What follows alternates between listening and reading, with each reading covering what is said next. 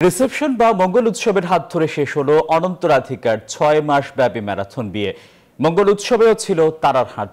এছাড়া অনন্তের বিয়েতে ২ কোটি রুপি মূল্যের সোনার ঘড়ি পেলেন বরযাত্রীরা। মুম্বাইয়ের বান্দ্রা কুরেলা কমপ্লেক্সের জিও ওয়ার্ল্ড কনভেনশন সেন্টারে আয়োজিত হয় রিসেপশন বা মঙ্গল উৎসব। অতিথিদের জন্য রেড কার্পেটের আয়োজন করা হয়েছে। সেই অংশটিকে রামায়ণের চোপাই দিয়ে সাজানো হয়।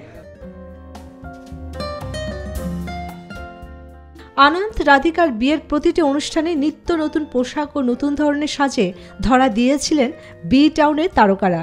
হলিউড থেকে বলিউড, টলিগঞ্জের একাধিক সেলিব্রিটিরা উপস্থিত ছিলেন মঙ্গল উৎসবে। কনিষ্ঠ পুত্র অনন্তের বিবাহোত্তর উদযাপনের দিনে একটি ঐতিহ্যবাহী পোশাকের মুগ্ধতা ছড়িয়েছেন নীতা আম্বানি, আর রাধিকা সেজেছিলেন পশ্চিমা আউটফিটে। 40% বেশি গ্লো, বিশ্বের 1 নম্বর গ্লো ক্রিম, নতুন গ্লো এন্ড লাভলি। তবে এবার চমকপ্রদ খবর হলো অনন্ত আম্বানির বরযাত্রী হিসেবে প্রথম থেকে শেষ পর্যন্ত শাহরুখ খান, রণবীর সিং, হার্দিক পান্ডে, শিখর পাখারিয়ার মতো তারকারা উপস্থিত ছিলেন।